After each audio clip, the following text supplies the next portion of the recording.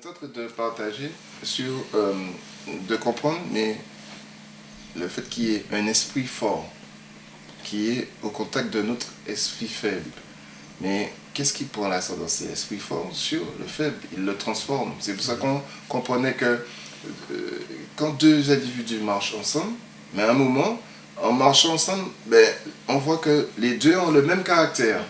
Alors on voit que c'est l'esprit qui a l'ascendance, il arrive à communiquer à l'autre ce qu'il est.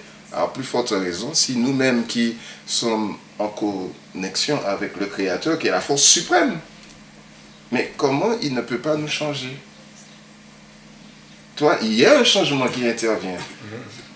Parce qu'au fur et à mesure, on commence à voir que le Créateur nous communique son être, parce qu'il y a son caractère qui commence à s'imprimer au-dedans de nous. Et pourquoi, finalement, lorsqu'on regarde le monde entier, on regarde, mais pourquoi c'est le caractère de Satan qu'on voit qui s'exprime avec force?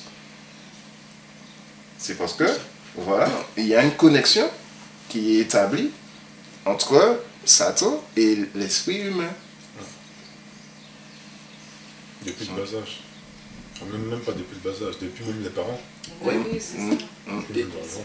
C'est ça, depuis le parents. Alors du coup, bon, c'est vrai qu'on a introduit cette réflexion, puisque bon, c'est depuis lorsque Luc est revenu, il me disait, mais est-il possible que, en fait, qu'on soit en connexion avec le Créateur et qu'il ne nous change pas?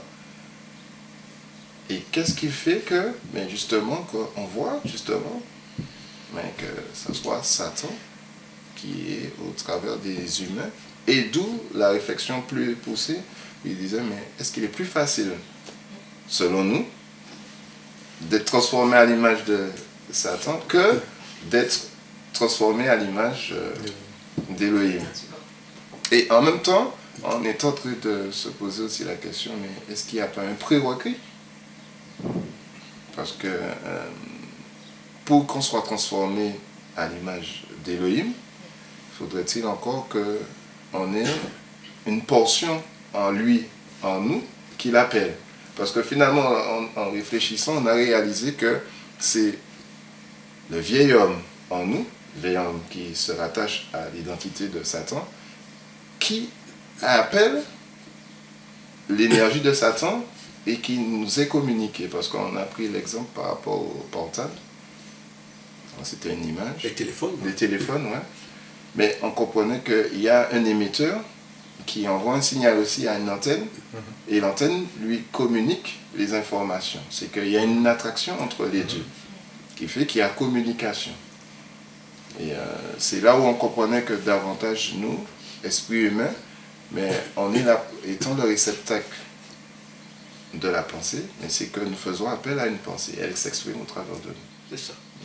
C'est-à-dire que dans la structure interne surtout de l'humain, et d'ailleurs que quand on voit, c'est ce principe-là qui va favoriser la transformation constante du Messie, transformation constante, à l'image de son Père. C'est qu'on voit dans sa structure interne, il y a bien l'esprit, cet esprit, il y a qui est relié à l'âme, qui finalement est défini comme étant l'homme intérieur. Bon, et cet esprit à l'intérieur, qui est, même dans son stade, même dans sa dimension embryonnaire, puisqu'il émane du Créateur. Donc on voit clairement que c'est une pensée, mais au niveau embryonnaire. Pensée au niveau embryonnaire. Donc au fur et à mesure qu'elle se développe dans la pensée, il y a le caractère, il y a la personnalité de l'individu. Au fur et à mesure que cette pensée se développe, donc prend conscience de son identité qui émane de son Père, ça l'amène dans la constance de la pensée dont il émane, c'est-à-dire le Créateur. Ça l'amène dans la constance de la pensée vis-à-vis de son Père. On peut dire par rapport aux désirs, par rapport aux préoccupations, par rapport aux envies. Ça émane de son Père. Donc comme il le disait bien, il y a cette attraction qui se développe entre le Messie et son Père. Donc progressivement, on voit clairement comment il devient la force agissante du Créateur, donc la fonction visible de ce qui constitue la personnalité de son Père, son caractère, ses vertus, ses attributs. Et comme il émane de la force suprême, il n'y avait pas une force extérieure, supérieure à celle dont il est dépendant. Donc cette autre force extérieure n'avait aucun pouvoir d'exercer sur lui de l'influence. C'est-à-dire dans le sens de le sortir de la constance de la pensée de son Père. Par rapport au désir, c'est-à-dire pour l'amener à se définir à partir d'autre chose, à désirer autre chose, à se préoccuper d'autre chose. Donc on peut donc voir que plus que cette dimension à l'intérieur, l'esprit, qui ne dort pas, hein, il n'est pas concerné par le sommeil, je dis même l'esprit humain qui n'est pas concerné par le sommeil, on comprend que même lorsque le corps se repose, ce qui à l'intérieur est actif.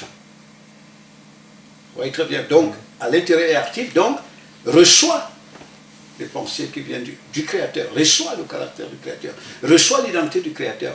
Et donc, pendant ce temps, il reçoit le regard du Créateur, la compréhension qu'il vient d'en haut. Et puis il se transforme. Donc, pour nous montrer le processus à travers lequel le Créateur amène l'esprit humain à rentrer dans son identité, c'est-à-dire à épouser son identité. Parce que là, personne ne peut résister à la transformation. Quand on entre, quand on est sur la bonne trajectoire, vous voyez très bien, quand on est sur la bonne trajectoire, personne ne peut résister à cette transformation, parce que ce n'est pas Daniel même qui se transforme. Il est transformé par la force qui l'attire vers lui, et à laquelle, au fur et à mesure que ta conscience se développe, c'est-à-dire la perception de ton identité dans le Créateur se développe, c'est-à-dire au fur et à mesure, l'attraction devient forte. De telle manière que même lorsque tu es couché, par exemple, tu peux te retrouver au milieu de gens qui, eux, sont dans la constance de la pensée, dans la constance de préoccupation, par exemple. Bon, puisque vous ne dépendez pas de la même sphère spirituellement, tu es là, mais tu n'es pas avec eux. C'est-à-dire, toi, ta pensée est ailleurs. Et c'est ainsi qu'on rentre dans la transformation. Donc, c'est ça qui a favorisé la transformation du Messie. Donc, pour nous montrer, donc, en fait, ce sont ces principes que Satan utilise. Très bien. C'est-à-dire, c'est pour ça que quand nous disons qu'il est facile de fondre dans Satan, parce que finalement, nous sommes dans un univers où Satan en fait partie. Voilà. Parce que, parlant de Satan, on parlait bien ici d'une créature spirituelle qui a une connaissance assez poussée des lois qui régissent notre univers. Et donc, il les exploite à fond. Bon, ça fait qu'il sait que l'esprit humain qui doit être dépositaire du caractère du Créateur, comme il dit réceptacle, il reçoit quoi? Il reçoit le caractère du Créateur, il reçoit les vertus du Créateur, il reçoit la personnalité du Créateur, finalement, pour être la force agissante du Créateur dans l'univers. Donc, finalement, ce que Satan fait, c'est qu'il isole cet esprit humain du Créateur. Il l'entraîne vers d'autres préoccupations, dont lui, il est la source.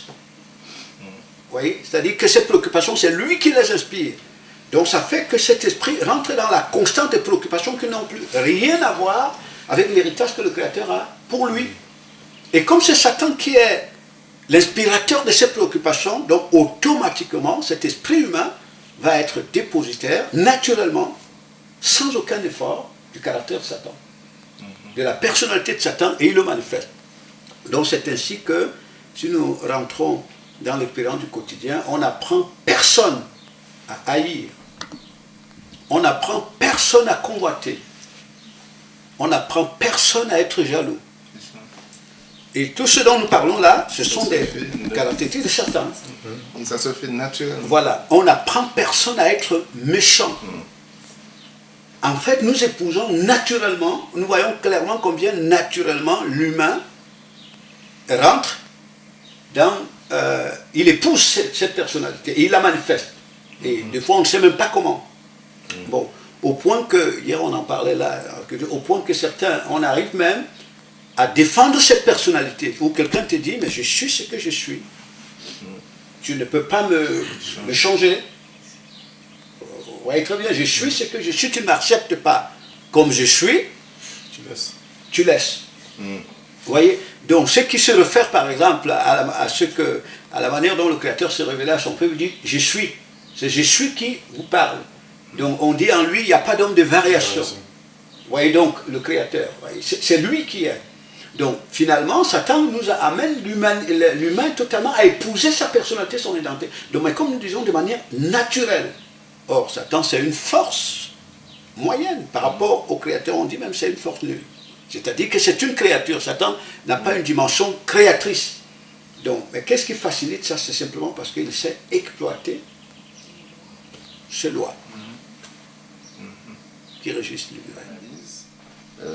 Il a profité du fait que l'être humain, ayant une structure renversée, le coupant totalement du Créateur, ça fait comme si le Créateur est une force nulle, comme s'il est inexistant, qui fait que, étant donné que l'impie lui a donné son germe, cette force qui habite l'esprit humain, l'empêchant de se connecter à sa source d'origine, qui fait qu'il y a un développement, comme tu disais, qui est naturel, mais ça le coupe totalement de la force de son identité.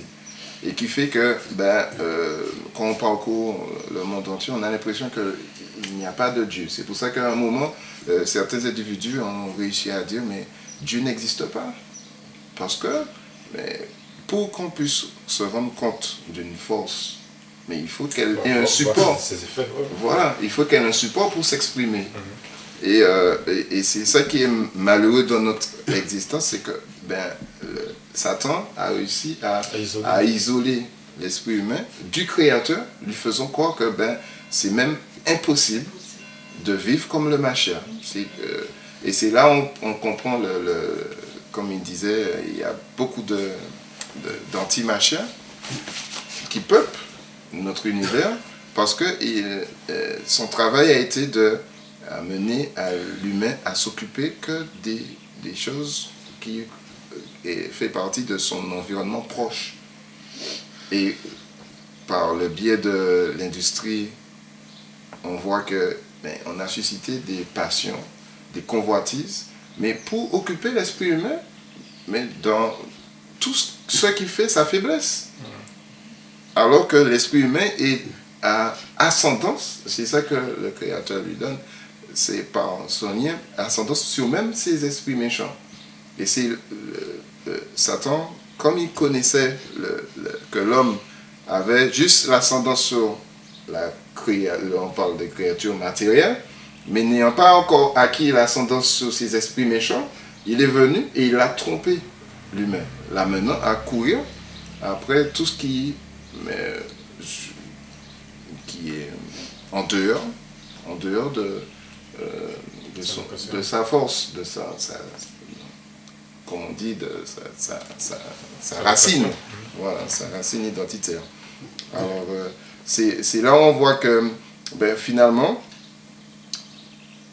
il a été naturel pour l'homme d'exprimer le caractère de l'impie, parce que, étant coupé du Créateur. Et c'est pour ça que le Messie, lui-même, venant nous révéler notre véritable identité, étant connecté à son Père, il pouvait manifester naturellement le caractère de son Père, sans faire d'effort, parce que son esprit était totalement connecté à son Père, et c'est pour ça qu'on ces temps-ci, c'est vrai qu'on réfléchissait par rapport à la constance de la pensée. Mais qu'est-ce qui fait que je peux naturellement manifester le caractère de mon Père? C'est parce que je reste connecté à lui, pas par mes propres forces, mais c'est par son énergie qu'il met en moi, qui fait qu'il crée une attraction entre lui et moi, et il m'alimente, comme on pouvait donner par exemple sur la haine. Quand il y a une force qui fait appel, ça me transforme. Et au fur et à mesure, je peux voir au travers de mes membres se manifester le caractère de celui auquel je suis connecté.